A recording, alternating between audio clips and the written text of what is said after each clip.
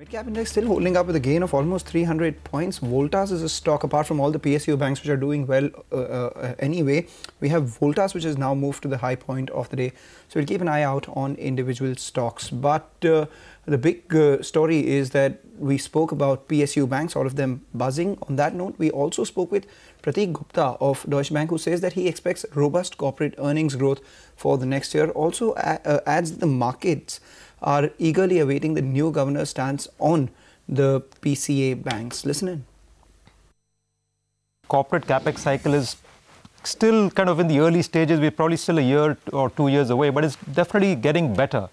So if you have some visibility that the political outcome will not be you'll not see a weak minority coalition government, then I think the markets will rally as and when that expectation builds up. For the time being, it's going to be more driven by, the corporate earnings outlook, which we think is going to be still fairly robust next year. Significant upside for the markets is likely limited given the political risk associated with India and the risk of you may have a coalition government which could perhaps be weak, you may not see major economic reforms, etc. So that concern is already there in the minds of a lot of investors, but in some ways it's also kind of priced in. Over the last few months, this uncertainty has been building up, and after the state election results, perhaps the uncertainty has increased a bit more. The NBFC space, as you may recall, for most of 2018, we were negative going into NBFCs. We always had a preference for the high CASA private banks. Our view was liquidity would tighten. There are two things which have happened. One, the stocks have come off very, very sharply. And B, the liquidity environment, the worst is definitely over for the better quality NBFCs. So our advice to global investors and local institutional investors is start accumulating some of the better quality NBFCs, but you have to be very, very selective. Okay, be very selective with the better quality NBFCs. That's the word coming in. But moving on, the market regulator SEBI is holding its board meeting today. And who but Yash joins in to tell us what's on the agenda this time around. Yash, what are you picking up? Well, the last SEBI board meeting for the current calendar year, and we expect some very crucial proposals to come in from market regulator SEBI in today's board meeting. To start with, market regulator SEBI would seek an in-principle approval when it comes to direct listing of Indian entities on foreign indices and vice versa, which means a direct listing of foreign companies on Indian indices. Of course, there was a consultation paper on the same proposal discussing the finer details of the same, and we expect an in-principle approval when it comes to that particular consultation paper. Just to discuss some of the crucial aspects of this consultation paper, essentially the proposal would allow Indian companies to list directly on foreign indices without having the need or the compulsion to have themselves listed on Indian indices or to go through the route of ADR and GDR. Similarly, foreign companies will be allowed to list on Indian exchanges without having a permanent Indian establishment or going through the route of IDR, which is Indian Depository Receipt. The second important and in fact the most important proposal in today's board meeting would be that market regulator is likely to discuss custodial service, allowing custodial service as far as the commodity derivative segment is concerned. Now, what we're given to understand here is that SEBI might put the same custodial service, a common custodial service which currently exists in securities like equities, gold, title deeds, which is NSDL and CDSL, to operationalize themselves when it comes to the commodity derivative segment as well. Now, this particular proposal is aimed at enabling institutional investors, including mutual funds and PMS, to invest in commodity derivative segment.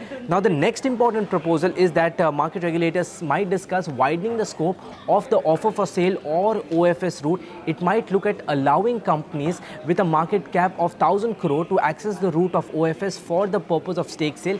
Do remember, currently the top 200 companies according to market cap are only allowed to access this particular route. The next important proposal would be to allow mutual funds to undertake the whole concept of side pocketing when it comes to the debt investments.